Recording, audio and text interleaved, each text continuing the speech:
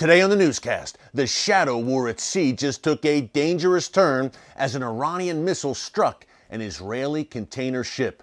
Get all the breaking details that you're not hearing in the mainstream media coming up. The sponsor of today's video is our good friends at Artza, the unique subscription box that follows in the footsteps of Jesus. With Artza boxes, you'll receive products from artisans and small business owners in Israel. This month's box features Jerusalem. Great stuff here, as you can see.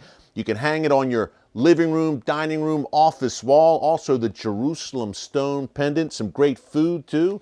A chocolate date spread, which is delicious, and spices straight from the Holy Land, straight from Israel. Go to artzabox.com and use the discount code Watchman18. That's Watchman18 to get your 18% discount off of your Artza subscription box. Check it out.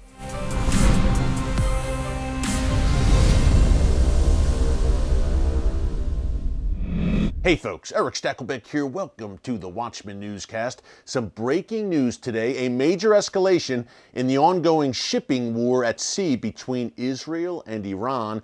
More on that in a second. Real quick, a lot of people are asking me what happened with Israel's election. Here's a quick update, folks. Still no conclusive result. Israel held its fourth election in the past 2 years on Tuesday, March 23rd. Benjamin Netanyahu's Likud party led the field. They won 30 seats in the Israeli Knesset. But here's the thing, you need 61 seats overall to form a government in Israel, which means Likud and its 30 seats, they must form a coalition with other Israeli parties to reach that 61 seat threshold. Right now, it does not appear that Prime Minister Netanyahu's Likud party has a large enough coalition to hit 61 seats, but neither do the opposition parties that oppose Netanyahu. So what we have right now is a stalemate over the next few weeks. Likud, Yesh Atid, and all the various Israeli political factions will be scrambling to try and form that winning coalition and reach that magic number of 61 Knesset seats. If they do not, Israel, believe it or not, will go to elections yet again sometime later this year. That would be the fifth election in 2 years. Folks, I will say that Israel right now, with the threats it is facing, really needs political stability. So I hope they get this sorted out. An Israeli container ship called the Lori, L-O-R-I, was passing through the Gulf of Oman off the coast of Iran, near the coast of Iran, when it was hit by a missile. Now, Israeli authorities believe this missile was fired by Iran at this Israeli-owned vessel. Thankfully, there were not major damages to this Israeli container ship. It was heading from Africa on its way to India, and it did stop for a time, I guess, and evaluate the damages.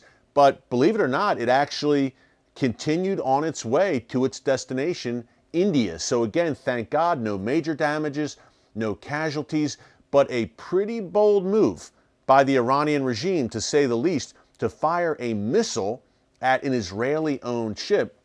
Now, we reported here in the newscast recently a few things to keep in mind and just some background here on yesterday's incident. We reported here about a week or two ago about Iran's missile cities.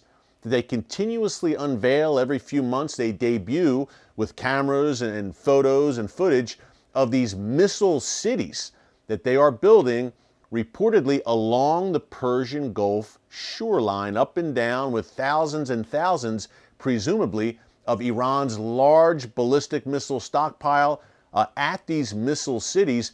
Again, they are on the coastline. They are very strategically positioned to fire at shipping in the Persian Gulf, the Strait of Hormuz, the Gulf of Oman, to fire, God forbid, across the Gulf at the United Arab Emirates and Saudi Arabia and other Iranian rivals. So the first thing I thought of when I heard about a missile being fired against an Israeli vessel in the Gulf of Oman was those Iranian missile cities along the Persian Gulf coastline. Okay, that's number one. Number two, I talked about the shadow war, the shipping war. So obviously this is not just a coincidence or just a minor incident. This is part of a sustained string of incidents over the past few months. Let's rewind. On February 25th, the MV Helios Ray, another Israeli-owned vessel was traveling again in the Gulf of Oman when it was struck by a mine. Now, the mine tore at least 4 holes into this ship. Thankfully, again, no one was injured, no one was killed, there weren't massive damages, but the ship did need repairs. The bottom line is, again, a very bold move by whoever did it.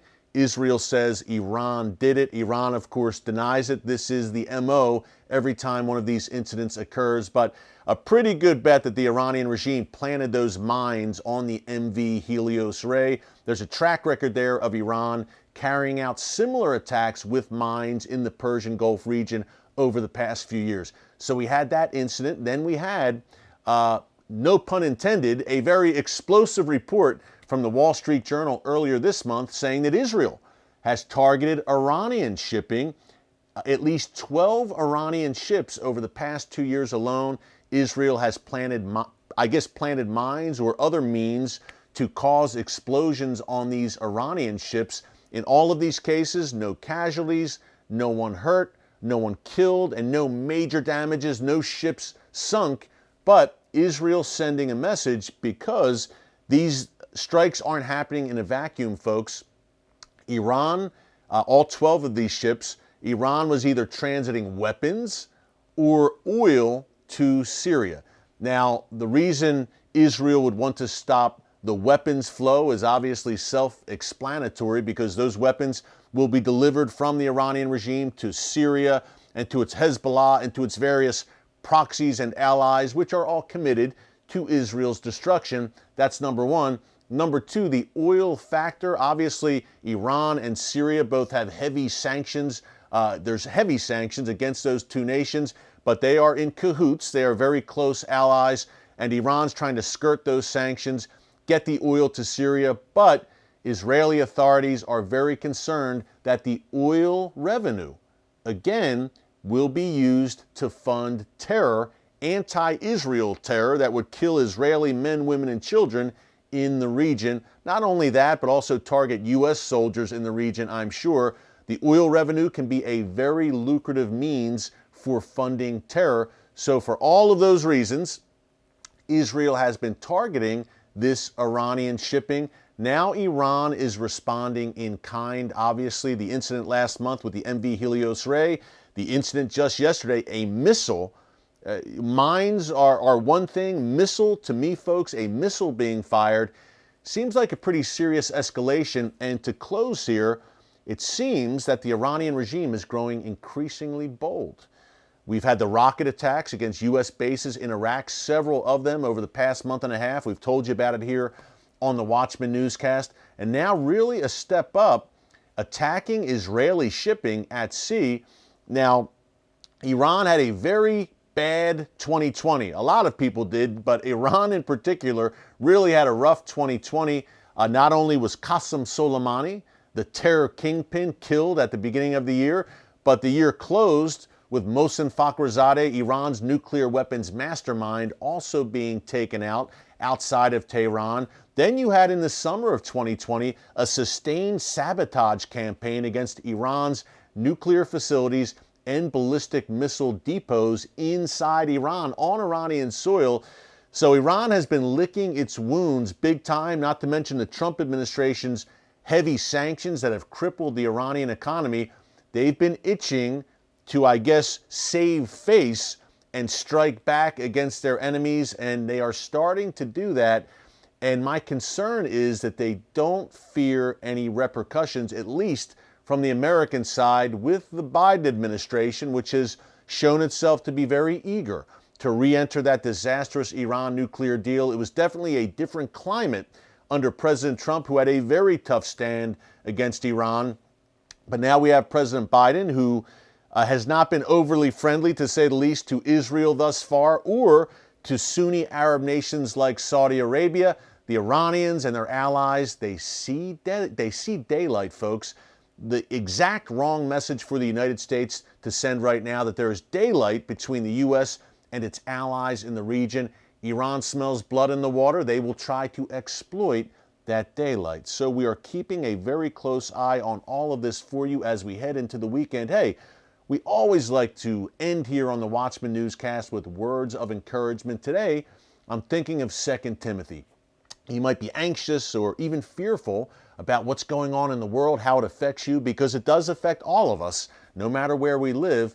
2 Timothy says we're not to have a spirit of fear, but of power and of love and of a sound mind. So remember that as we head into the weekend, God Almighty still sits on the throne. He's sovereign over all of these events, and He will never leave you or forsake you. Before we leave today, one last reminder, our good friends at Artza. Check out artzabox.com.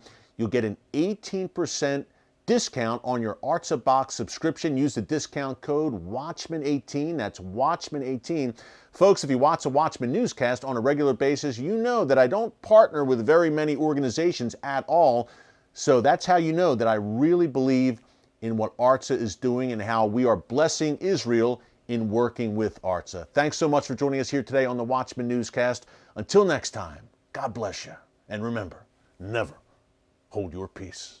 Hey everyone, thanks for checking out the Watchman Newscast. If you enjoyed this episode and want to see more, make sure you go ahead and hit the like button, click subscribe, and tap the bell icon to turn on notifications for new Watchman Newscast episodes every weekday.